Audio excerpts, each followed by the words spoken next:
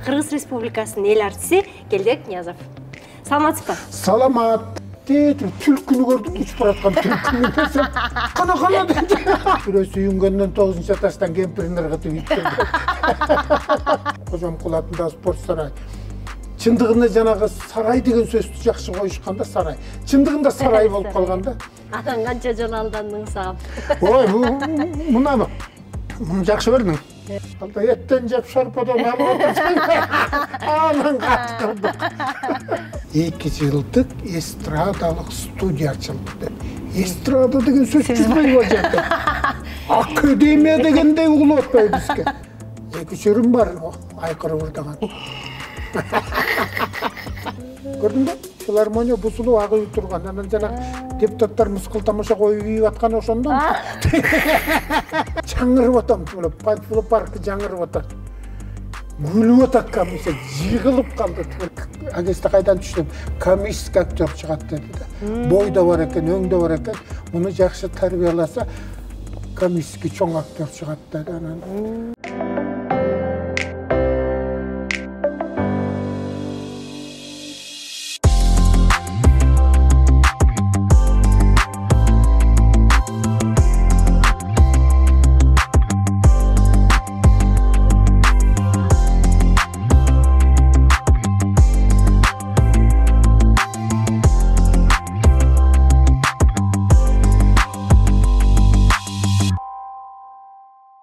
Урматтуу YouTube каналымдын көрүүчүлөрү, саламатсыздарбы? Бүгүн сиздердин көптөн көп күткөн бир сонун адамыбызды алып келдим маекке. Ал адамды кууп жүрүп таппайт экенсиң ой менен. Таптык бүгүн. Кыргыз Республикасынын эл артиси Келдек Ниязов. Саламатсызбы? Саламат. Жакшы турасызбы агам? Жакшы, жакшы. Телефон кармап экенсиз. Телефон эл сыяктуу мен деле көтөрүмүш этем, бирок мындай жаныма такырап жүрө албайм да. Кай жерде бир сүйлөшүп калсам ошол жерде кала берет да. Мына азыр келатып дагы Мончодон неберем алып чыкты, ошол жакта калыптыр деп. Ушундай. Анан эми мен жакында бир үйгө эже менен катышып калдым. Роза Айтматова менен эже менен катышып калып, мен өзүм да жакшы көрөм, ал киши да мени жакшы көрөт. Анан Келдек bir жерге чалып алам, телефонумду единица түгөнүп калыптыр. Бир эле секунд айтам да, бир эмес, канча сүйлөшүңүз, бирок уялып атам о телефонду сизге бергенден десем, азыр деп анан сүйлөшүп туруп айтып атпай, уялба дейт. Чыңгыз Айтматовду байкесин такыр байке, жага, аке деп эйткен, эми таласыптар аке дейт да. Чыңгыз Төрөкулович деп сүйлөйт экен. Бу Чыңгыз Төрөкулович дагы көтөргөн жок бул телефонду дейт. Анан мен муну алгандан баштап кызыгып кирип кетсем, менин чыгармачылыгым калып калат. Бул биринчи дейт. Анан экинчи, мен ручка менен жазып атканда кийин койдун баары келип турат деп. Кийин койлор өзүнөн өзү келип, мен тынбай жазып кете берем деп. Анан буга отурганда ой келбейт экен. Байкаштырып көрдүм dedi. Ana men aytdım onda eje men uялбай эле монтөлө көтөрүп жүрөйүн. Ушундай кылдык да. Быйыл мамлекеттүүлүгүбүзгө, эгемендигибизге 30 жыл толуптур. Анан ошо эгеменге кирип баратканда сиз 40-тын кырында турган экенсиз да. Андан кийин кандай өзгөрүүлөр болду, эмне болду жашооңузда? Эгемендүүлүк жашоо кандай экен? Советтер Союзу жакшы экен? Эгемендүүлүк десең, жакында чыгабы чыкпай билбейм, бир кичинекей бала менен клипке тартышты. Анан эгемендүүлүк деген эмне ата деп менден сурап атат. Анан эркиндик, эч кимге мындай көз каранды болбой. Мына сен мектепте окуп атасың, окуп атам. Анан дагы эмне кыласың? Бир кружокко барам. Анан эми жакында спортко барам дейт. Көрдүң мына эркин барып атасың деп ушинтип анан эшикке чыгып, балам, тети кушту көрдүңбү дедим. Десем, кайсы дейт? Тигине десем, кайсы дейт? Анан кайра токтоп айттык. Мен көрсөткөндө эле сенин көзүңө бир укмуш куш учуп кетип баратат. Ошону кара, аябай кара дедим. Анан отурабыз улам эле баштадык дейбиз. Тигил бала кызыктай карайт, када дегенсип. Анан эле ушинтип атып анан жиним келип, Dedi, түлкіні көрдім, ұшып баратқан түлкіні десем, қана dedi. Dese, rejissör айтады, ой, ушинтип көріп тияқты деп. Анан егемендүүлүк, ошо 40-тын кырында экенмин. Егемендүүлүк келгенде ага чейин деле өтө эле басынып, өзү эле кор болуп кеткен эле эмеспиз. Ал жагын да эске алыш керек. Өтө эле чүнчүп кеткен сөйгөнгө чыктык деп, бирөө калпагын ыргытты, бирөө талпагын ыргытты. Анан ошо кезде мен анекдот кылып айтып койчумун, бирөө сүйүнгөндөн 9-этаждан кемпирин ыргытып үйттү. Егеменге келдик деп. Анан эми мына бат эле 40 жыл өтүп кетти, 30 жыл өтүп кетти. 40 эсептүүлгенге 30 кошсо мен канчага чыкканым өзүнөн өзү эле чыгып калып атат. Анан эми жылдан жылга ошол жалпы кыргыз элине мен деле күтөм бир нерсени. Ошол жанагы казактын президенти Назарбаевдин айткан сөзүнө теригип арданып атпайбызбы? Ошо мына коңшу кыргыз элине 30 жыл болду. Эчтеке кылышкан жок, 2 жолу төңкөрүш кылышты деп. Аны намыстанбаш керек. Ал туура кабыл алыш керек. Ал бизди ошо намыстантып атат да. Ошо бир нерсе чыгыш керек деп. Мен мындан 4-5 жыл болуп кетти. Бир жигит папка көтөргөн, келип учурашып, аркайсын сүйлөшүп отуруп, анан папкасын ачып калды. Андай да азыр ушундай болуп калбадыбы? Бар эле китеп чыгарып, китеп берип. Анан эми да бир китепти көтөрүп бараткан үйгө деп турсам, ширеңке алып чыкты. Ширеңкенин кутусун. Мону сизге көрсөтөйүн, карап көрмүшчү деди. Аны мынтип кармасам, оттук таш деп турат. Кыргызча, оттук таш. Ичин ачсам кадимки ширеңке. Анан ушул ширеңкени чыгардым эле. Анан ушуну жактырышып, производствого кийирип, мындан ары ширеңке чыгарып, жок дегенде кыргыз элимде бир ширеңке өзүбүздөн чыкса, мына караңызчы, аты да даяр, оттук таш. Илгери оттук таш дегенде, оттук таш деп деди. Анан кирбеген жерим калган жок, баары эле бут тосуу дейт. Анан эми атын айтпайм, бир менден улуу агай дейт. Ушинтип кирсем, жаман кызыгып туруп, анан мындай деди дейт. Мен аябай сага жардам берейин, анан кийин чыгара баштайлы ширеңкени. Бирок мен соавтор болоюн. Ойлоп тапкан болоюн деди. Ошол жерден башыма мына мустак суу куюп ийгендей болдум дейт. Ушунча эмгегимди, өзү химик экен. Анан карап көрсөңүз, кубакы деген бел бар эмеспи? Ошо кубакыда күкүрт бар дейт. Күкүрт чыгат дейт. Лейлек да чыгат күкүрт дейт. Баарын билет экен. Чыгач эми орой айтканда бутка кирет. Карабайсыңбы? Эми анан эгемендүүлүк 30 жылда же ширеңке чыгарган эчтекебиз жок. Фабрикабыз жок. Ширеңке велосипедти кой, тиги Кытайда мусор кыргыткан велосипедти тасалап келип мына өйдү жакта эле ар кайсы бурчта сатып турбайбы велосипедтер. Же велосипед сыгарган эчтекебиз жок. Анан эми эң негизгиси мамлекетибиз бар. Төңкөрүш кылсак дагы элибиздин батыраак тынчып калып атабыз, уланып кетпей. Анан ушул машина чыгарып, Назира өкүнөсүңдө укмуш завод фабрикаларыбыз бар эле. Ошонун баарын талкалап таштап атакпы. Мисалы үчүн Белоруссия талкалаган эмес. Ошол завод фабрикаларын баарын талкалаган эмес. Техниканы эли бөлүп кеткен эмес. Мына азыр СНГдагы эми жанагындай эле болбосо, алдыңкы бүт жагынан. Анан биз да карабайсың, эчтекебиз жок болот атпайбы? Айылга карасаң чийне деп коет. Чийнени билесиңби? Атка арава бирок атка асып койгон чөп тартат. Илгери тиги революциядан кийин чийне, соко менен жер айдап, эми ошол айыл жергенде ошолорду көрүп калгандан кийин ичиң аябай тызылдайт да. Анан мына эгемен тынчтык болуп атат, бул жагы жакшы. Анан жылына келген башкаргандар эми быйыл жакшы болот дейт. Бул мурун сахнага айтчумун. Бизде чоңдорубуз эки эле сөз сүйлөйт деп. Быйыл кыйналабыз, эмдиги жылы оңолобуз деп. Ошону менен эле мына 30 жыл өтүп кеткендей сезилип атпайбы? Анан бул жаш өткөндөн кийин аябай жаман болот экенсиң, жок дегенде бир нерсе көрүп калсаң деп. Мына эми жөнөкөй эле мисал, мына кыздарын айтайынчы, бир кыз күмүш алды, бир кыз кол алды, бир жигитибиз күмүш алды, эмди алды, алдыда экөө бар экен, үчөө бар экен, мүмкүн дагы кошулуп кетеби. Эми карабайсыңбы, боор эке стадионду көрүп мен уялам билбейм, мөңгө киши уялабы уялбайбы стадион. Стадион деген баягы Союз учурунда биз Орто Азия, Россияны бүт кыдырып концерт коюп жүрчүбүз да. Ошолордун облустун центринде, даже районун центринде ушундай стадиондор бар да. Эми мактанабыз стадион бар деп. Анан спорт сарай, Кожомкул атындагы спорт сарай. Чындыгында жанагы сарай деген сөздү жакшы коюшканда сарай. Чындыгында сарай болуп калган да.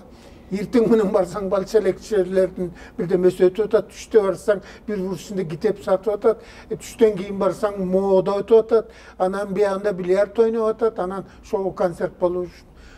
Мына карабайсыңбы? Ушул дворец спортубузда Азиянын биринчилиги болуп калды күрөш боюнча. 2 жыл өтүп, 3 жыл өтүп билбейм. Болуп калды. Анан мен өзүм ушундай спортко кызыккан жаным, анан бардым. Барып анан жанагы ылдый тепкичтен түшөт эмеспи дворец спортко, тиги залга кирген. Ошо жерге баратсам бөлөк тилде сүйлөп, байкуш тренери спортсмен чет элден келген. Гезит жайып алып ошо жерге чечинип атат. Ошо жерди көргөндө эле мен артыкка кеттим. Кой. Кудайыр. Мен уялып атам да, ошолорду карай албай мен уялып атам. Эми ошо жерде жүрөт, депутаты да жүрөт, эми аттарын айтпай да коеюн. Спорт жагын тейлегендер деле чуркап жүрүшөт деле, кыйын болуп, бияка тияка деп. Эми карабайсың, мына карачы, эчтеке жок. Анан былтыр бир дүрбөп алышкан аябай, стадион салабыз деп. Жеринде алышып, стадиону мына салган жок. Эгерде мына ошол эгемендүүлүк башталганда чоң бир стадион, 70-80 киши болбосо да бир 30-40 кишилик стадиондун жер пайын, фундаментин куруп баштасак, мына 30 жылда бүтүп, анан жанагы олимпиададан келаткан спортсмендерибизди тосуп алып туруп, түз эле ошол жерге барып анан открытиясын жасасак кандай болот эле деп түндө сыймык өзүмчөсүм эле ушундай толкундандым да аятан көрүп. Ошолор келсе көрсөтүп, мына силердин урматыңарга момундай стадионду ачып атабыз деп. Ооба агай, спорттун абалы өтө кейиштүү, бирок күткөнүбүз алтын экен да. Кечинде милдеттендирме артып тим эле. Биз кызыбыздан алтын күтөбүз деп, ушунчалык милдет артканыбыздан, жоопкерчилик артканыбыздан, психологиялык жактан балким жүк болуп калдыбы, оор болуп калдыбы дейсиң да. Туптура, мен ошону какша ойлоттум. Ой, алтынды кой, жөн эле аман эсен буйруганын алсын. Эми тиги дикторлор айтып атпайбы? Кудай буйрса капчыгыста бир алтын, бир күмүш, бир кола болуп калды деп. Бүттү, тиги Айсулууга алып берип атышат да. Анан ошонун баары тийдиби мүмкүн. Мындай өздөй күрөшкөндө өтө берилип кеткен жок, мурункулардай болуп. Мен ичимен шекшип отурдум. Кудай, ушул күмүш болуп калат го деп. Бир эле очко менен калды таң көрүп. Эч нерсе эмесем, буюрса баары жакшы. Арманды айтпайм. Жакшы нерселерди айталы. Баягы артисттер байоо, жан дүйнөсү назик келет дешет. Ишенчек келет дешет. Ошо жагы эң күчтүү ишенчек. Сени карап туруп алдап кетет. Анан канча жолу алдандың сагам. Ой, муну жакшы көрдүң. Сыймык менен сыймыктын дуулдап турган кези. Мындан 5-6 жыл. Сыймык бешеке. Эми ошол кезде укмуш болуп турган кези. Бир эле мисал, өзгөнүн центрине күндүз коюлат а жерде. Күндүз койдук. Эми элдин эшик терезеси сындырып киргенин мындай кой, сахнага сахнага отура баштабады го. Анан ортодо кичине ачыкка ошол жерге концерт ат эле болуп атат, концерт өтүп атат. Тиягы деле кырылып атат, биягы деле кырылып атат. Ошентип анан бүттү, эл тарады. Ошондо 300 орун бүт талкаланыптыр. Орунга отурган киши жок, үстүнө чыгып атат. Анан кийин ошондон кийин сыймык мен мына билем. Директор Дом культурага менин көзүмчө аренда плата 3000 сом санап берсе, көзүнөн жаш чыгып кетпеди. Көрсө эң көп алганда 600-500 сом аренда алчу экен. 3000 берип атпайбы. Мына ошо кезде анан чен андрамга коюп атабыз, бир концерт коелу деп. Анан мен айттым, момундай өтүп атат айланайын. 3 эле кыл, шакыл 3 эле кыл. Андайны көбөйтүүсөң деле болот. 3 кыл деле, 3 кылганда бир күндө билети жок. Жанагы Султан Ибраим театрда. Анан кеч концерттен чечинип, кеч күз болуп калган. Мен бир комнатага аксакал атасындай көріп жалғыз чеченің істеген. Эшикти кылдап калды, кирдесем эле бир эмзаң кайган бир жигит кирип келди, айланайын. Кашемир пальто, тиги бутун башына чейин, аппак көйнөк, кызыл галстук, бир 2 карыштай норка тумак. Келип эле учурашып эле келди, агай кандай сизден соң кыйналбай жүрөсүзбү? Мен тааныдыңызбы деди, тааный албай атам десем эле колун чөнтөгүнө салып эле кыпкызыл күбөлүк тапып берди мага. Анан Мудай мен эметим, тиги 3 тамган немелери же ким деп алып минтип бассам эле Асаба гезитинин Орто Азия Казакстан боюнча кабарчысы деп жазылып турат. Печат ылдый жагында Мелис Эшипканов деп турат, кол коюлуп. Анан ошондой Орто Азия Казакстан боюнча материалды мен жөнөтөм. Анан көп көрүнбөгөнүм ошондой. Анан азыр эмет иштеп атат Азаттыкта. Ошол Асабанын бир кызы дайыма акыркы кабарды берет, атаң атын тилимде ушундай эле. Анан ошол эле экөөбүз ошто бир нерсе болгон, ошого түз барып көрүп келгиле деп жөнөттү эле. Өзгөндөн машинаны уруп алдык. Анан тиги кыз айтты, ал жерде калды. Ал кыз да жакшы тааныдайбы. Анан эле бир 3000 сом бере тургула. Мелис Эшипканов айтты, бир жерден каршы кала тургула. Эртең мен ошол жердин эмесине салдырып ийем, редакциядан деди. Анан мен туура бул жерде аксакалымын, бул группанын. Бирок жана Сыймык Бейшекеевдин концертте ала тыйын тыпырын өзү билет. Десем жүрбөйсүзбү деп. Бара бул экинчи комнатада десем, сиз менен чогуу барайын деди. Ама эчтип алдым аны мына. Депутаттан бетер эчтип алып кирдим. Анан эле Сыймыкта да кучакташып өшүп калды, зыңкыйып. Анан ушундай деп эле түшүндүрдү. Анан мен да турдум. Унчуккан жокмун. Анан эле Сыймык администраторун чакырды, 3000 алып келчи деди. Кассадан 3000 алып келди, алып кетип анан тиги жигит минтти. Сыймык деди. Экөөбүз тең биз мындай кылалычы деди. Эртең эч кимге макул болбогула, эчке Замира Кожобекова, Замира Кожобекова. Эртең мен сыйлайм. Менин сыйымды көргүлө деди. Анан кийин Кудайга шүгүр, улам сыйлап атпайбы Сыймыкты аябай сонун. Анан эле макул деп эле Сыймык узатып чыкты. Көрдүңүз беле деди. Жок, көргөнүмүз, биринчи көрүп атам дедим. Анан эртеси өттү, анан эртеси жок баягы жок. Анан эле келгенде мен кичине ичим ачуум келип калды да, ушу көзкөрүнө алдап кыргыздын жанагындай татынакай кылат. Анан Асабага бардым. Барсам Замира отуруп турду, Замира дедим. Баягы күнү ушундай агай кайсы жерден деди, Оштон. Кармаганда болмогулу деди. Ал жер суунун барында ушинтип Асабанын атынан алдап жүрбөй белди. Биякта болчу деди, Кара-Балта жактан алдаган элдин баарын акча алып деди. Анан эми түштүккө өтүп кеткен турбайбы деди. Анан ал ошо менен болду, ошо жок. Же бир жерден жолугабы десем жолукпайт, баягы мен болчу. Балекеттин жолу бети карарып жүрсө, бардыр бир жерде. Ошентип Мелиске айттым, Мелиске кирип айттым, ушундай сенин колуң дедим. Десем жулуп алсаңыз болмок. Кантип жулуп алам дедим. Кийингени дегендей.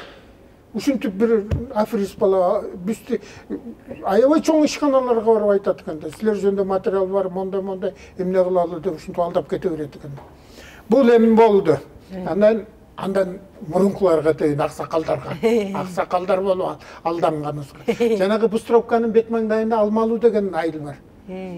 Казакстанга карайт. Мурун бер жакы эле кеминге кире бериште эле айланып кирчүбүз. Аралап эле концерт коюп жүрөбүз. Алмалуу деген айыл. Алма эметет да, жалаң Москвага кетирчү. Анан эле барып калдык концерт коюп.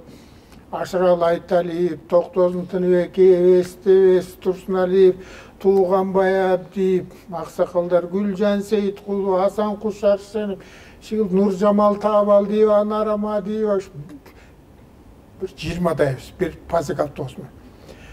Кулуттун жанына барсак эле бир капкара жигит эле келип калды, келип эле кучактап эле, байкелер, эжелер алдыңа кетейиндер, жакшы келдиңерби? Мен кыргызмын, аялым казашка, ушул айылдан. Анан ушу кайын журтта малчы болуп иштеп атам. Булар да малчы болуп өткөн. Мен өзүм Тууганбай Абдиевди карап айтты, Тууганбай Абдиев жестен болот. Кочкордун коммунизминенби деди. Анан кимде эле таанышып калды, тиги Тууганбайдын кайненесинин атын айтып, тигилерин айтып эле ошентип. Анан мен мындай силерди келет деген угуп алып аябай сүйүнүп, килейген иригимди союп койдум. Анан тосуп келем деп келдим. Тиякта мен кайнелерим келиниңер бүтүнүп атат деди. Ой, жакшы болду тигине тепте, тоон түндө бир жылтылдаган жарыкты көрсөттү, ошо сарай меники деп. Концерт берип бүттүк. Аксакалдар жаланып отурат, жашар бичип, чейиптип. Баягыны салып алып бардык. Жолу ит экен, эпте отуруп жеттик.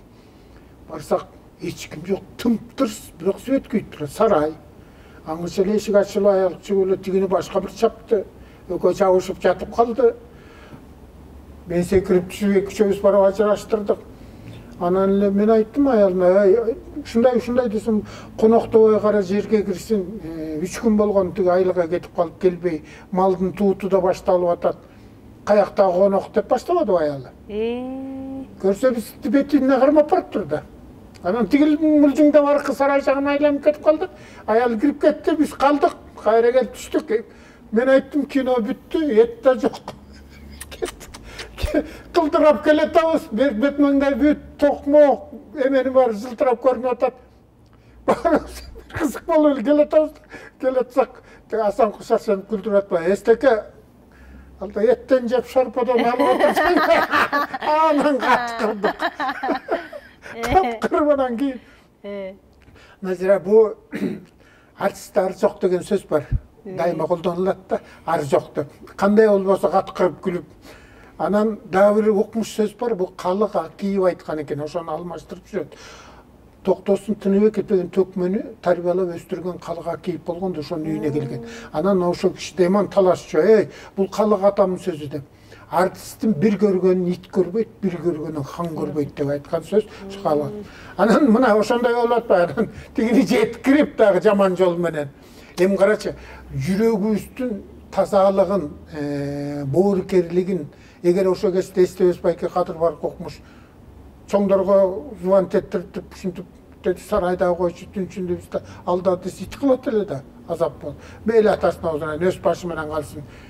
Эң негизгиси жеткирдик деп кайра күлүп атпайбызбы? Андан кийин дагы бир болду, орталыш. Орталыш Байтык айыл. Концерт коюп атабыз ошол аксакалдар менен. Анан Солтонбек Шаршенов деген киши болгон. Солтонбек согушка катышкан киши болчу. Асан Куш Шаршенов менен бир сахнага да чыгып калган, эки Шаршенов деп. Эми силер билбей калдыңар. Ана киши администратор. Аябай сары киши болчу, күлгөндө баш кыпкызыл болуп кетчү. Анан келди. Келип эле, ой эстебес. Сыңардын эмеси барбы айланайын, биякта бир шерне жегендери бар экен, келишти шарактап. Анан этибизди жебей туралы ошол аксакалдар менен чогуу отуруп, жейли этибизди биздин сыйыбыз болсун деп келип кетишти. Мына биякта жүрөт деди. Аңгысы эле бир шарактап 2-3 жигит, 2-3 келин иштеринде бар кызуу шарактап келип бирдемесин алып келип коюп эле, эстебес ага эми концерт бүткөндөн кийин шернебиздин этин жеп кеткиле. Чогуу жейли.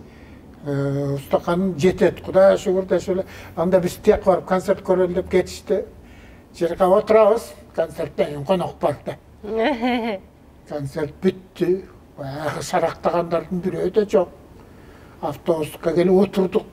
Кудай ырбады, атаңын отурайын деп тигиши кыйып чыктап атат. Ой, ишеничтүү эле балдар, кыздар, кызматкер сыяктанган.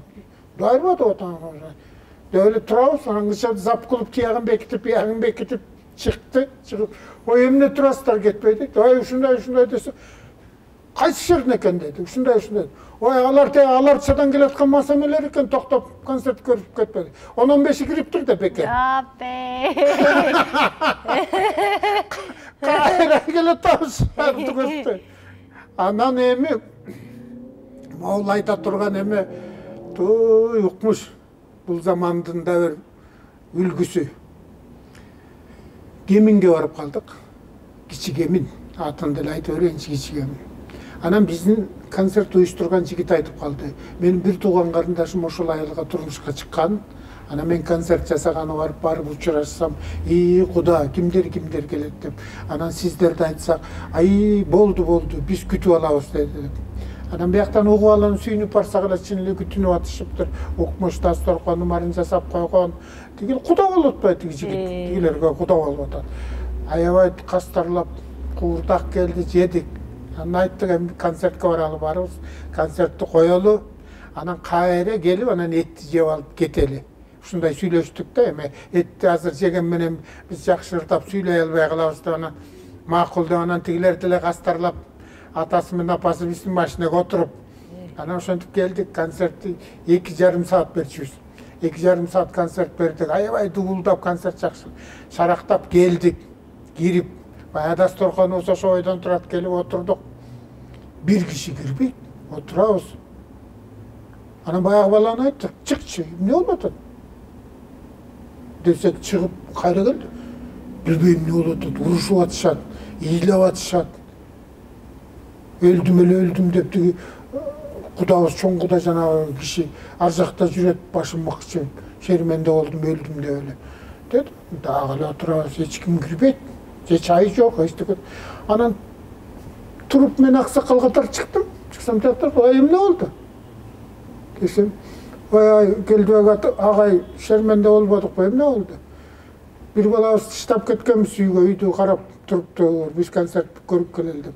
Ал шүмшүк биз кетербиз, мен дарбасаны зым менен байлап коюп, аркабыздан чуркап тиягынан айланып концертке барып, концерт көрүп, анан кайра чуркап келди. Көрсө казандагы этин бир чыгарып урдап кетишиптир. Казанда эт жок. Эчтеке жок, казан бүтөт. Анан кандай кой бата кылалы деп туруп, мен бата кылып кайра жөнөдүк. Жөнөп келатып, боорубуз эсилип күлүп келатабыз. Анан тиги кийин ошо баладан сурадым, ошо айылдык балдар табылыптыр дейт. Токойго барып жешип бет, чала жешип, анан бүт ар кайсы кыргытып, кийин анан иттер чогулгандан байкап калышып барышып, табышып, кармалыптыр дейт. Карачы, мына имандын да кетип калганы. Тиги бала кетери менен тиги ошол эле айылдын үстүнө эле баягы кошуна колоң же тууган уругу айткан жок да. Ушундай артисттер ушундайдын баарын башынан өткөргөн дедим эле. Артисттер сахнада чыркап атса эле ойлойт. Кудай ушулардын эле турмушу окмуш атайын чыркалды. Ай мына эл артисти болдуңуз, ушунча жыл сахнадасыз, сый көрдүңүз дегендей. Башка эмне топтодуңуз, мындай арманыңыз жокпу? Рас эле артист болуп турмун деп атасызбы же атаң көрө башка эле бир нерсе кылсам болмок экен дейсизби? Менин бул жагы да бир кызык. Анткени мен сүрөтчү да болуп кетмекмин. Сүрөттү да жакшы тартчумун. Ушуга чейин менин жазганыма суктанышат. Печатный да жасам, мындай да жасам. Андай да шыгым бар эле. Анан өзүм мектепте окуганда баардык эле сабак жакшы окучумун дагы, өзгөчө географияны окумуш окучумун. Жумаш деген Раматлык эже сабак берчү эле, ошол киши дайыма айтып калчу да, Ниязов, сенден географ чыгат деп. Мен кайсы мамлекеттин борбору, кайсы эмне дарыясы бар, иши кылып 2/2/4 дегенде айтчумун да. Анан мен ошол университетке геофакка тапшыртабыз деген дагы ада калды. Анан эми бул мындай болуп калды, муну туура суроо бердиң. Чора кожом жарып, Кыргыздын биринчи эстрадасын түскөн киши ошо биздин айылдан болот. Таекелер болуп кетет. 67-жылы Кыргыз эстрадасы айылга барды. Эми айланайын, андайды мен мына 53 жыл сахнада жүрөм, көрө элекмин. Бир айылдан бир айылга көчүп барып көрөбүз. Тракторге жармашып, велосипед менен. Эстрада деген эми бул бөлөк көрүнүштө Кыргыз эстрадасы. Анда биринчи жолу да? Биринчи жол. Андан бөлөк эчтеке жок. Эч ким талаша албайт. Кыргыз эстрада. Эстрада деген сөз эмтип эле бир тир укмуш да. Анан чыгышат, айланайын кийимдерди укмуш. Болгон өзүн Дзержинский бульварым ырдалат, бир орусча ырдалат, ушундай эле да. Анан эле айланайын эстрадада анан эле бүттү. Ошондон баштап анан эстрада деген оору менен ооруй баштадык да. Ар бир айылда, ар бир үйдө бастырманын астында бирден ансамбль. Чака челектин баарын ударник кылганбыз, кар күрөгөн күрөктү гитара кылганбыз, сүлкүлдөп эле барыбыз баягыларды туурап калдык да. Анан эле 68-жылы Кестикке эме чыкты. Кыргыз филармониясы Токтогуз Атылганов атындагы Кыргыз филармониясынын алдында 2 жылдык эстрадалык студия ачылды деп. Эстрада деген сөз чыкпайбы жерде? Академия дегендей угулуп атпайбы бизге. Окуусу да бар экен андайтын деп анан кийин ошого тапшырам деп баштадым да. Тапшырам десем анан урушуп үйдөгүлөр уяланайын, Кудай өмүр биздин тукум бүт эле мугалим, сен каякта артист болмогон. Деп анан такыр эле көчөрүп болбой койсом, атам айтыптыр да, атам мугалим киши болушу билиптир да. Эрте экен экзамени. Буга тапшырсын шүмшүк кулай таяктан, аделе жарабай таякка. Анан кулагандан кийин анан университетке алып барабыз да, анан жиберип атпайбы.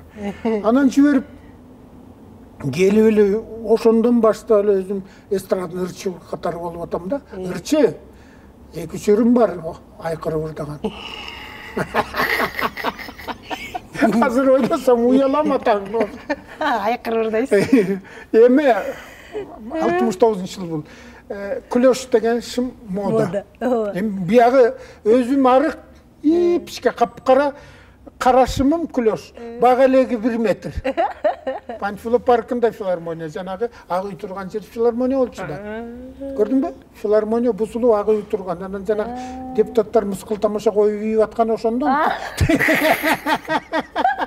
Тигилердин аты филармония geçirip koş kerelerdi geçirimdi de.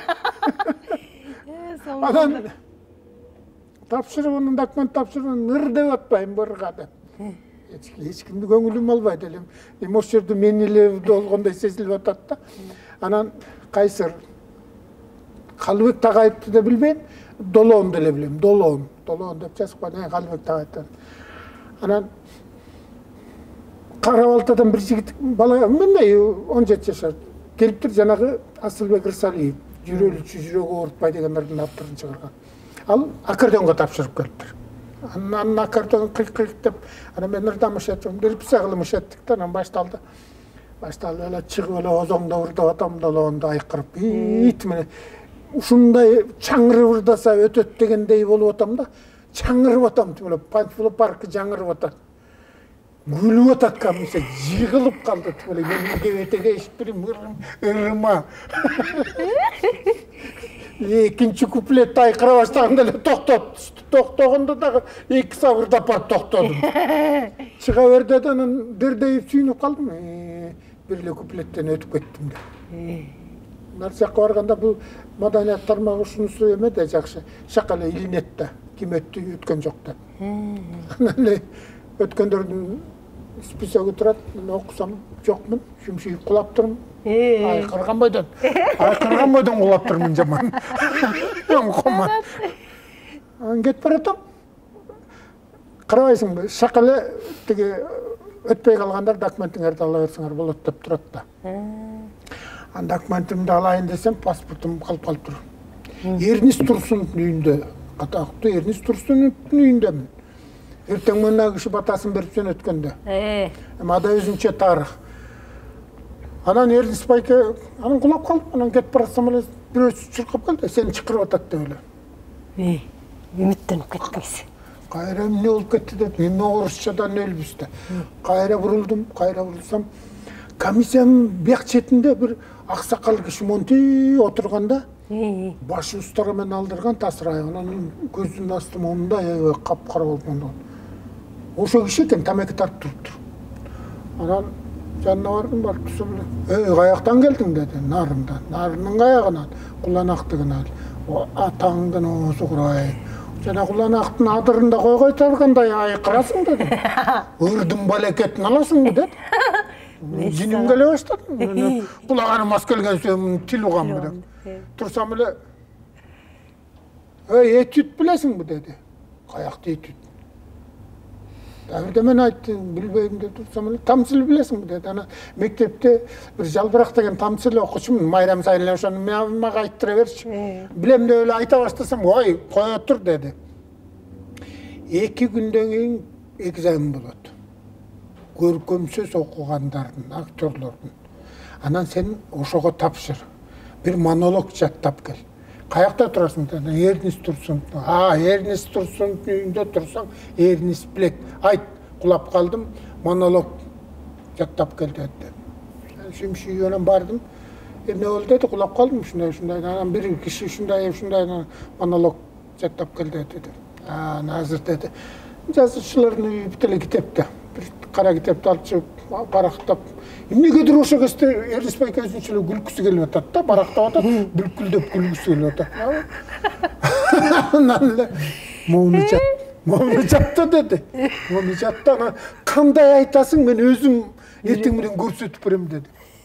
Ең баяғы әкесте оқуға құлап келген айылда бірінші номер один шерменде болчу да, баланчанын баласы, түгіншенің қызы шүмшиіп құлап келді деген.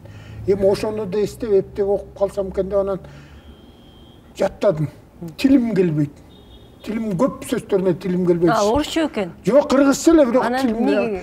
Анан ептеп жаттадым. Эртең турулан шатыратып айтып кирсем, андай айтпайт, мондай деді. Бул жерде бир аял жатат деді. Сен ошону мындай муунтканы барып атасың. Момундай деп шығып көрсетіп берет. Ал көрсеткенде жасайм, өзі боор эсилип күлөт. Кайра бул жерин мындай кыл дейт, анан жаттым. Бардым, барып эле баягы кишиге чуркап бардым. Жаттап келдим десем эле, "Ой, кандай эмесиң?" деди. Баягыныкыдай айтат. Анан катарлашып чыгып айтасың. Катарымды көтүрүп анан чыгып эле баягыны айтатым, айта баштадым. Баягыны айтып, баягынын баарын жасап, эле окумуш болуп айтып атсам эле комиссия боор эсилип күлүп атат. Мен ойладым, аятан да құладым мұнысынан да. Бирок эмнегедир тиги аксакалды карап күлүп атышат баары боор эсилип. Бүттүк. Бүткөндөн кийин анан көрсө ал аксакал Муратбек Рыскулов экен. Мен жөнөлбөй тиги Эрдеспайга күлүп аткан ошол Ателлонун монологун, ошо Муратбектин монологун жаттатып, анан аны тууратып аткан экен да мага. Мен каяктан билем анан Дездемона менин ордуна атып ошо тилим келбей аткан ошондо. Анан эле ал киши айтты, мына көрдүңөрбү деди, көчө шайтандап турган көзү. Бул мындан бир агесте кайдан түштүм, комический актер чыгат деди да. Бойда бар экен, өңдө бар экен, муну жакшы тарбияласа комический чоң актер чыгат деди. Анан ошойдон анан өтүп, анан окудук. Окуу антип башталды, өтүп калдым. Өткөндө да макталып өткөндөн кийин анан бүттү, анан география факультети калды. Ата-энемде таарынып жүрдү. Анан эле Шаршеновдер менен иштешип, мен окуп атканда эле Шаршеновго жалгыз эч ким жок экен, анан мени партнер кылып кошуп, анан эле уже сахнага чыгып эле элди күлдүрүп эле кырангатка Кудай салбасын баары жакшы болду. Анан гастролго барып, анан элдин баары ой нике деп ниясын нике. Ой уулуң чоң артист турбайбы? Айланайын боорубуз эсилдешип эле ушинтип анан жасылышты. Бул бир жагы болду. Ошентип жасылыштага чейин мага акча да салбай коюшту. Ачка болуп кийими жок болсо тыштап келет деп. Андан экинчи анан үйлөнгөндө, экинчи жолу үйлөп. Менин кайненем менен атам сүйлөшүп, артисттиктен ажыраталы. Ажыраталы. Артисттин турмушу турмушпу? Кой. Келинчегим соода тармагында дейканемиз. Анан ошентип эле деп дагы өзүнчө курган экен маек. Ошентип экөө биригип мен артисттиктен оолактатмак экен да. Кийин айтып атышпай. Анан эле каяктан мен анын агеси уже дуу болуп калган кезим, эч кимди укпай дуулдап турган кезибиз, ар бир майрам сайын мыскыл тамаша телевизордон кетет. Анан эле сөздөр өтпөй калды эч жака. Кийин анан айтып берип атышпай, ошондо ушинтип кеңешип алып сени артисттен чыгаралык десек такыр сен болбой койдуң. Ошондо мындай өкүнбөйт экенсиз да бул жолго түшкөнүңүзгө? Жок, өкүнбөйм. Жакшы, анын үстүнө мен жакшы чөйрөгө түшүп келдим да. Жалаң залкарлар дөөш алар менен жүрүп турсуз да. Ошол менен жүрдүм да, ошолор менен жүрүп, ошол ал кишилер ошол мына сен туура айттың залкарлар деп. Ошол залкарлар мурунку залкарларды сүйлөчү да. Саякбайды сүйлөчү, Қалыға кейіпті, Мұраталы күрен кейіпті. Ошының барын сөйлеп отырышчы. Анан кейін, анан өзлері, анда mesela өзімізді бір дыр беріп алалы да ұрдашчы. Азырқыларды мен бағамдап жүрем, өзілі олып атады, өзілі. Эстеке мінті айтып тұр, тоқтосы мінті, Ашыралы мінткен екен деген сөз тұқпай атам да. Анан ойлай, мен деле айтып атам аларға, ошол силер туура көрбөй калдыңар, аралашпай калдыңар. Бирок укканыңар болсо да айтып жүрүп деп. Мен Эстебесбайке келип, Алымкулдун үйүндө туруп иштегенде Осмонкулга кошуп берген экен, Осмонкул бөлөп айтып. Анан биринчи ошол гастроль дегенге чыктым дейт. Көлгө. Саякбай, Каралайым. Эми ошол кезде кетип аткандарын карабайсың, артисттердин гастролу. Саякбайдын колунда бүркүт дейт. Керим жакшылап жана көлдөн жеги деген ырды чыгарган. Жанагы жакшылык кылып опера балетте баласы ошол. Анан ошол ал эки тайганы мынтыгы менен дейт. Гастролго кетип атабыз. Мылтык кетирилди. Анан гастролго кеткенде мындай, могу эки жерде бир коебуз дейт, токмоктун жанында бир коебуз, ушинтип коюп кете беребиз дейт. Машина жок, бул колхоз башкармасы тиги колхозго жеткирип коет дейт, араба менен, ат менен. Андан ары кете беребиз дейт. Анан ак өлөңдөн баштадык дейт, тоңдун бияг, балыкчынын биягынан. Анан бир айланып келебиз дейт, кыштын күн. 3 айда айланып келгенбиз дейт. Айыл коюшканда. Жанагын туз. Эртең менен Сакем бүркүтүн көтөрүп алып кетип калат дейт. Мурутуна муз тоңуп, кечинде концертке келет дейт.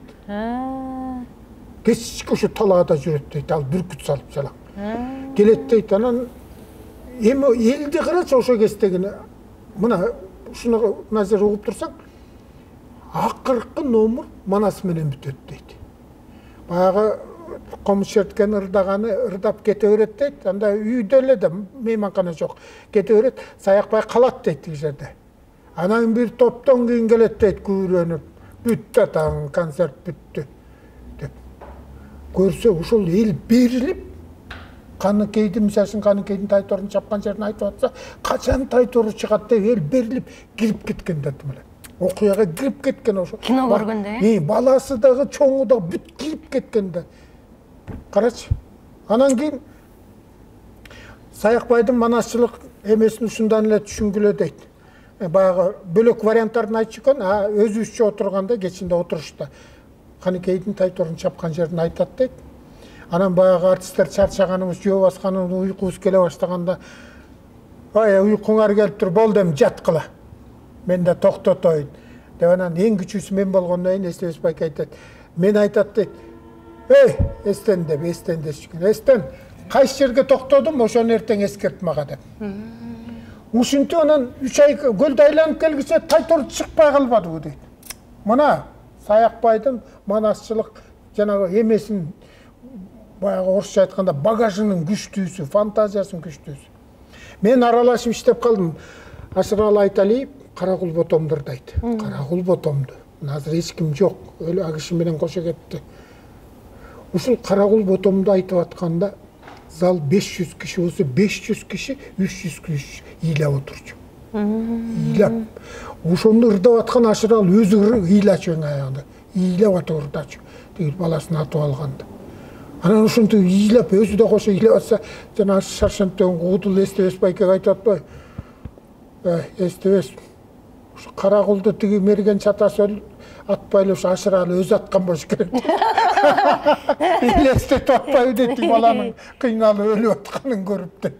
Агам, бул ошолор жалаң азыркы айтып аткан ысымдардын баары укмуш кыргыздын тарыхында бир ташка тамга баскандай калып калды да. Анан ойлойм да, алардын ошондой калып калышынын себеби адамгерчилиги менен талантынын айкалышында болдубу, же ушунчалык өзүнүн кесибин өтө берилип, баарынан оозунуп сүйгөндүгүндө болдубу, эмнесинде легенда эмне болуп калып калат экен? Ушул сен айткан эң негизгиси. Анан эң негизгиси агесте телевизор жок, кез журнал жок, сотка жок, элдин көксөп букканы ошолор болгондо. Качан Саякбай келет, Манас айтат, качан Карамолдо келип күй чертет деп, качан Атай Мусалар келип ырдайт деп эл эңсеп көксөп. Азыр мына мен могу жаштар менен концертке чыгып калып атам. Аңшыйып турасың клубда. Ой, кирсеңер болот десең айтат. Ой, азыр баланча деген сериал болот. Саат мынчада. Деп ушинтип атышат. Ошону көрүп келет анан бүгүн сериянын мына көрдүңбү? Азыр чоң бир өзгөрүш болбосо, элди кайра сахнага тиги клубка маданий татаалданып баратат. Моуреки эми бул жоголбойт да сотко. Абышка деле чукуп атат, кемпир деле чукуп атат, баары чукуп отурат. Ал кезде ошол аң сезимдин баары ошол артисттер келет да. Анан жанагы алар аткарган чыгармага кирип кеткен. Түшүнүштү да. Кара Кулботомду карабайсыңбы? Кара Кулботомдон бир үзүндүр тапкан да, табылдактанып. Мындай окшоштуруп урдаты да. Табылдырып атса эле эшикке чыгып атпайбы, кетип атпайбы? Карабайсыңбы? Мен айттым, кайталангыс талант деген ушул экен. Ашыралы менен кошо Кара Кулботом кетти. Анан Мыкты Үгүмөталиев деген болгон, көрүп калдыңарбы? Айдаралы жөргөлөк, калпаган тетир кийип алып, бүлкүлдөп ырдачу. Ол калдык көргөн. Ошол номер кайталанбай калды азыр. Эми ырдап атышат. Ала келишинче. Эми Моуреки эскилерди карабайсыңбы?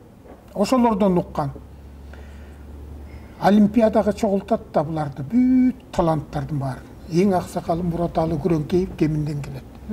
Анан жанагы вокзалда азыр талкалап, талашып, анан азыр эмне Аксай деген ресторан болгон.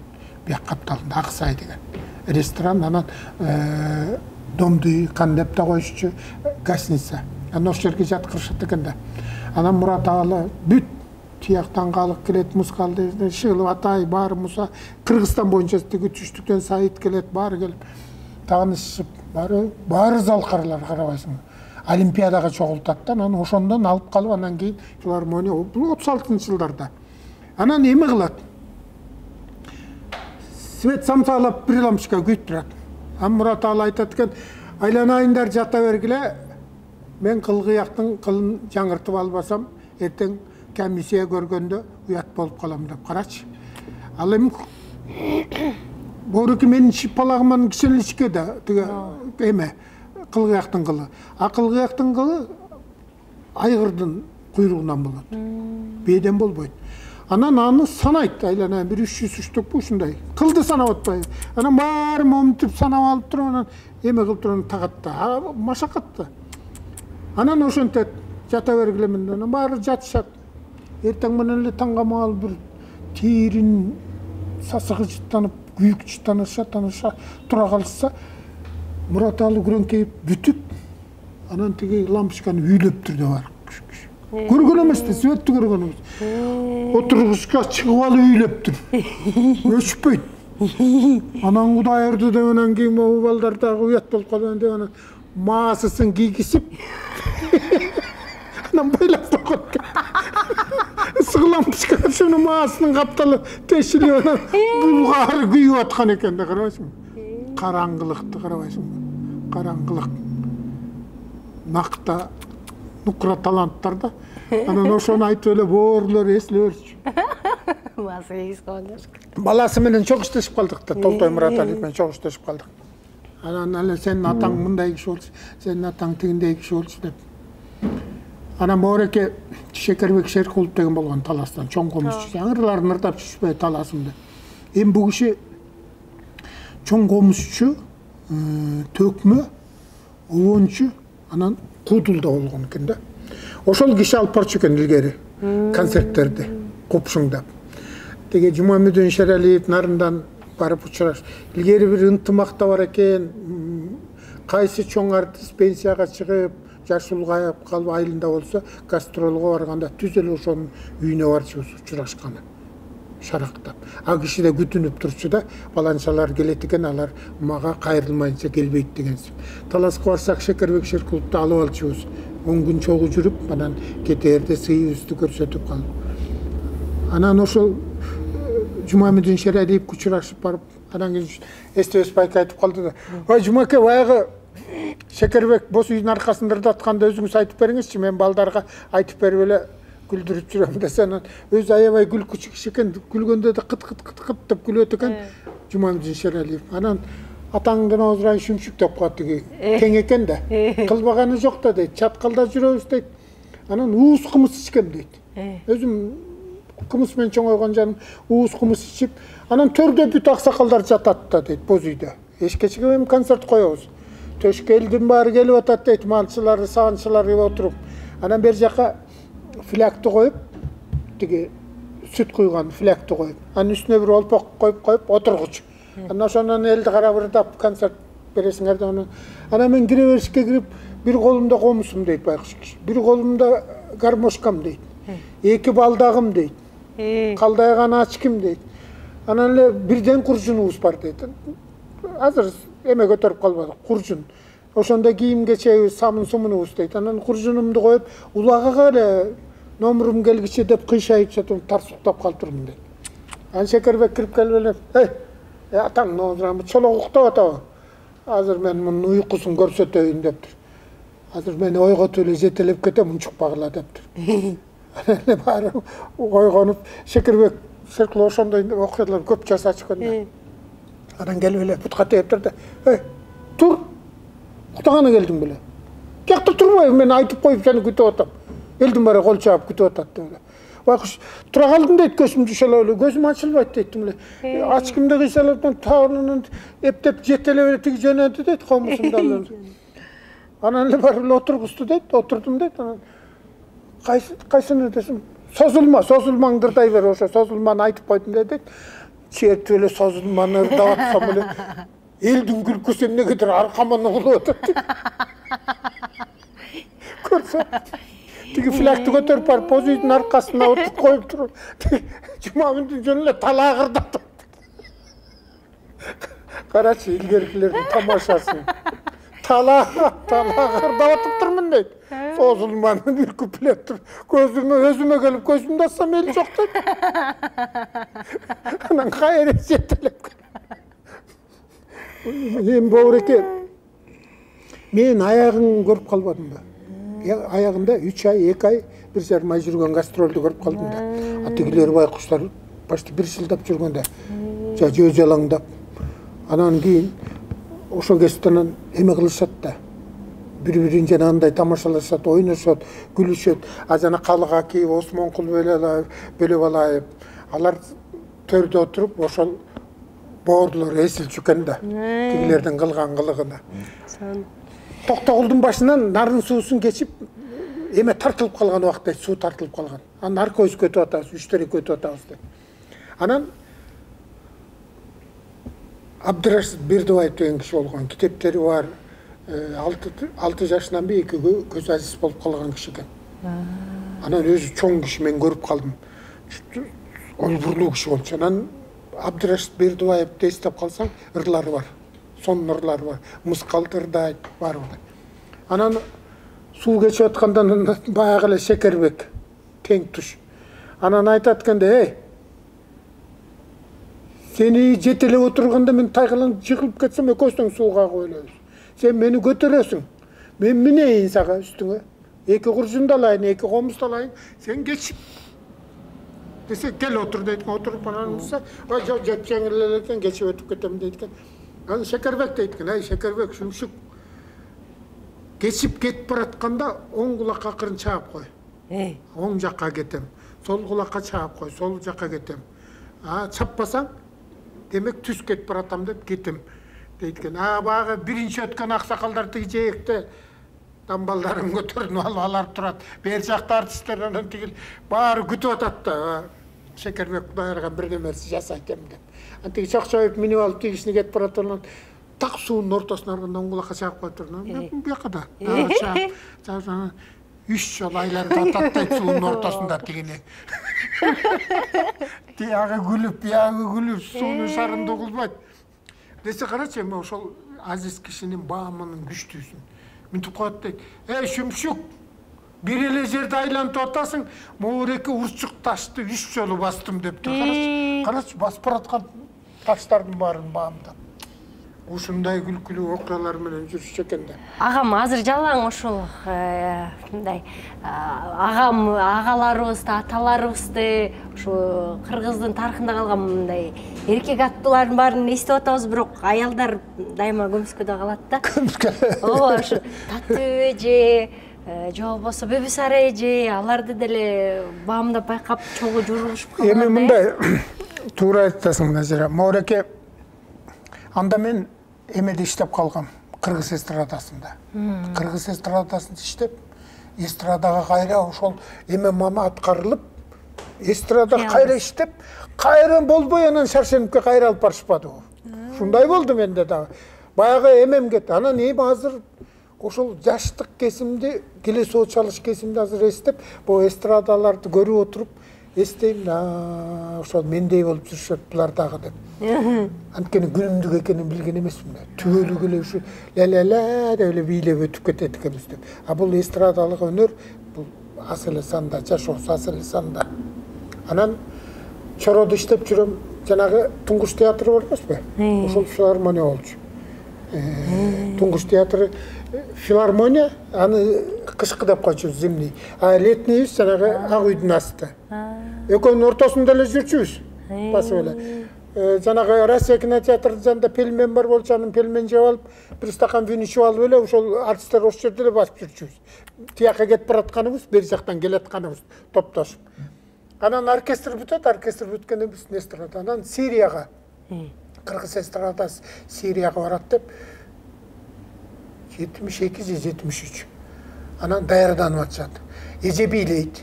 Бебисара эже. Жана записьтер бар болуш керек. Ошону эле бийлейт. Эми ушундай карачы жумушка көз карашына кишине. Аны 1000 жолу бийлеген ал эже. Бирок 3 жолу өтөт. Тиги ансамбльде билет. Эже бир менен бүтпөйт. 3 жолу. Заново деп коет. Жана көбүрөөк орусча сүйлөч, илгерки байке эженин баары. Заново деп коет, анан 3 жолу. Анан бүтөт, анан ал жакка киргенде кызыл өтүгү бар, ак пальтосу бар, агыш. Анан жакасын мондай көтөрүп, жоолук салынып алган, сону тапайтып. Анан жакасын көтөрүп, анан чоро кожом жарып, эстип, эшикке чыгарып келет узатып. Анан кетти, узатып кетип эле бир кезден чоро кайра кирип келди бектеп. Мен залда отурам балдар менен чылдашып. Анан чуркап барган менен анан биного чуркатчу да. Дагы жөнөйт экенмин деп чуркап барсам, билет мен кой сойгуш экенимди. Той топурда мен сойчумун. Эженин үйүнө барып бир кой союп бер деди. Кайсы эжен? Бүйсөр эжен. Койгучу белек эле сойсун десем, бас. Эле эшикке чыкты, тиги туруп, анан эже мына Маурек союп берет деди. Кеттик деди. Ошол жерден Кудай ыргандай зыңкыйып балериналар. Ушундай темп менен басат экен, мен аркасынан шелпелектеп келетем. Бышылдап. Шелпелендеп келетем. Сүйлөбөйт. Зыңкыйып кетип бартаттым эле момундай. Анан эле Дзержинскийден бурулуп, Дзержинскийден оңго бурулганда эле Киевский Дзержинский бурчундагы үйдүн короосуна кирди. Короо киргенде эле бир кою марап калды. Мен кирдим. Анан этажын катарын унутуп калдым, анан кирсек, эки эже отуруп тур, тамеке тартып, чай ичишип. Опера балетте иштегенде алар деле жок. Ошол кезде эмне модабы билбейм, бүт эле орусча сүйлөшчү. Айылдан келген бизге кызык көрүнөт да. Анан эле, анда орусча мен да кичине сүйлөп калган, армиядан келип калгам да. Мына моуну алып келдим деди, анан бычак, эки бычак бар экен, мен айттым, эчтен эле ташка кайрап эметем. Мен айттым, үйгө алып келесиң, үйгө алып келбей эле сырттан союйун дедим. Анан ичин жарып, ичагарын алып, анан эле үйгө алып келип бусайын дедим. Макул деди. Анан эженин түбү жумгал, төрөлүп өскөн жери чоң ташта. Буруки чоң таш деген айыл, Воронцовканын ылдый жагында, Сүймөнкулдун айылы. Анан эле ошо бир келин бар экен, айылдык келин тың шыпылдап. Менден 1-2 жаш улуу болуш керек. Баягында телевизордон да айттым, ошо жолуксаң боло бир жерден деп. Мен болчумун деп. Анан эле бата кылдыртып, эшикке чыгып, бир кир жайган эме менен бутун байлап, шапылдатып союп, күчкө толуп турган кезим заматтын ортосунда сейрип, ичин жарып, карынын төгүп бердим, тигил көтөрүп кирди. Тың келин экен, эчтеке болбогондон кийин көтөрүп кирдик. Терисине башын 4 шырагын салып, тиги келин айтты, айылга алып кетем, булар жебейт деп. Анан иче кардын артынан алып кирип анан бусуп атам. Бусуп анан кандай кылып бусуп берейин дедим. бусқанда түрі бар дейді. Күнүмдүк тамаққа жараша бусам, кечки конокко өзүнчө бусам десем, азыр деп кетип эле эжемен сүйлөшүп 4 киши болот экен. Деп анан акырын айтып атпайбы, Чыңгыз Айтматов. Анан дагы бир киши аялы менен, эже 4тө мен тамак жасап берем деп. Анан ал кезде баягы кыргыз тиги ак койда куйругумда. Анан мен айттым, эми аял кишиге куймулчак тартыш керек, куймулчак чыкпайт мындан. Мына могу жамбашты, бир чоң жамбашты Чыңгыз Айтматовго тарткыла. Анан могу тиштүү кабырганын бирөөсүн кошуп тарт. Куйрук бооросу тийгиз албай атасың, боору жакшы экен деп. Анан тиги кишиге могу жото жилик, чүкөлүү жилик деп да коюшат. Ушуну бир кабырга менен. Анан бир жамбашты тигидин келинчегине тарткыла. Анан эжеге боореке кашка жилик. Анан өзүңө тияктан өзүң өзүм мага кереги жок. Анан ошентип союп бүттүм. Бүтүп анан кийин баарын эметип анан рахмат айтып анан 20 сом берип атпайбы. Айлыгым 80 сом, 20 сом чоң эле акча да. 6 бөтөлкө вино келет. Вино менен эсептейинчи. Анан албайм десем такыр болбой анан 20 кыстап берди. Шелпелең деп кайра чуркап барып атпайбы, шулар менен тигилер тарай элек. Ой, шабашка мына деп. Анан ошентип эжеге эметип анан ошондон баштап эже кандай жолукса деле, кандай кийин кыргызча жакшы сүйлөп калганда, кандай иштер жакшыбы, проблема жокпу деп ушинтип. Анан 16-съезд болуп калды комсомолдордун. Жумакматов көркөм жетекчи. Ал киши да орусча сүйлөйт.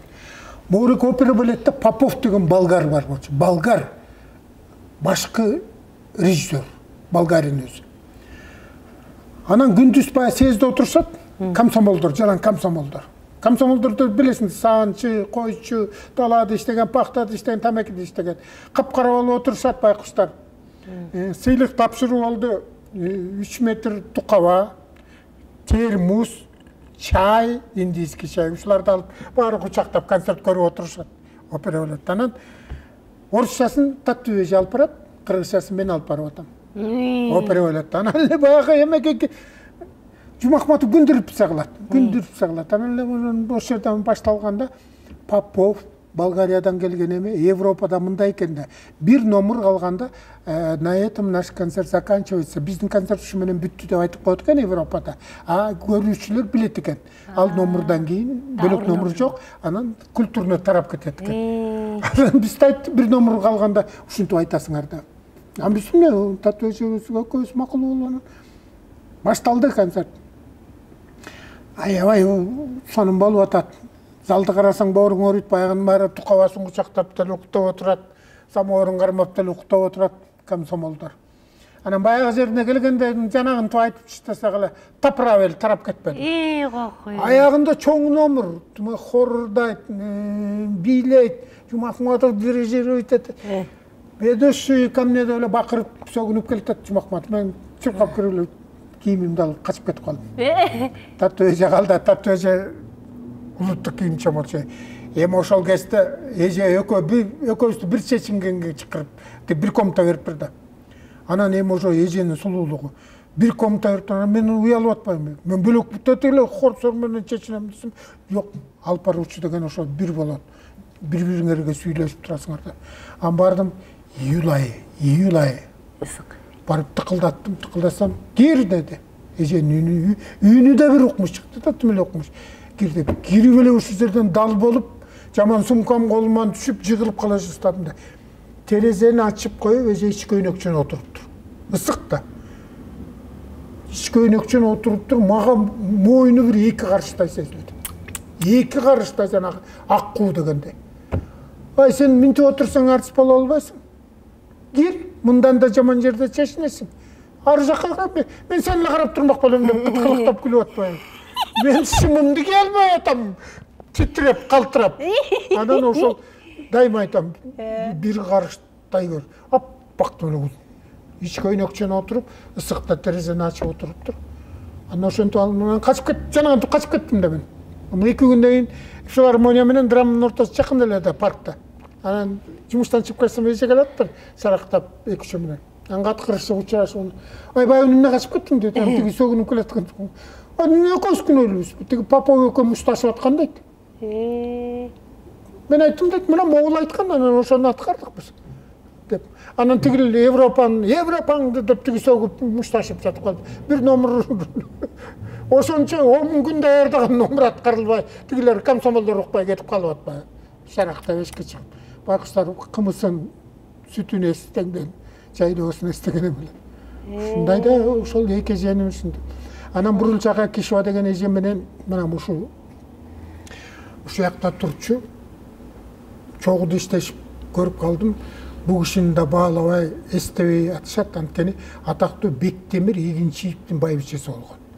Жана Алымкан деп ырдырда эл артысы, эмгек сирген артысын алып атышпайбы? Алымкан деген ырдын автору ошо Бектемир Игинчиев болгон. Жоозу Токтогул деп атат. Туура сөзү Токтогулдук. Ону Бектемир Игинчиев ошо кишинин байбичеси менен иштешип калдым. Билимчи. Бул киши жанагы Мураталы, Алымкул, Осмонкул калктардын дамбалдарын жууган киши болгондо.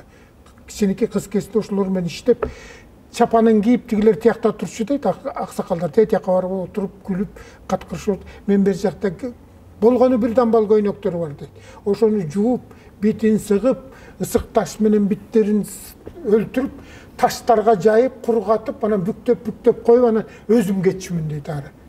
Колумду минтип коюп келип кийингиле. Анан аксакалдар кийинип алып анан кийин жыргап калбадыкпы деп батасын берип. Ушундай эже да бар болчу. Сон. Анан ал эже аягын күлкү менен бүтүрөлү. Бир күнү келди жумушка келип эле кышып жөтөлүп келди. Өлүңдү көрөйүн, таң аткыча жөтөлдүм. Өлүңдү көрөйүн, бул эмне болгон жөтөл? Таң аткыча жөтөлдүм. Жөтөлүп эле түн болбой заарам тамчылап, ителе болдум таң аткыча. Десе шаршелип Атанкул Куудул жанында туруп мүнөт атпай. Тамчылатып жата бербей сантехник чакыра койбойсуңбу деп.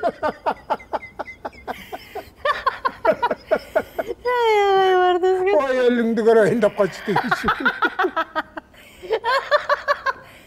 Сон рахмат сизге. Сизге чоң рахмат агам. Тим эле жыргаттыңыз, сонун жан дүйнө, руханий дүйнө ушунчалык бүгүн тамактанды, 5 бармак жеди.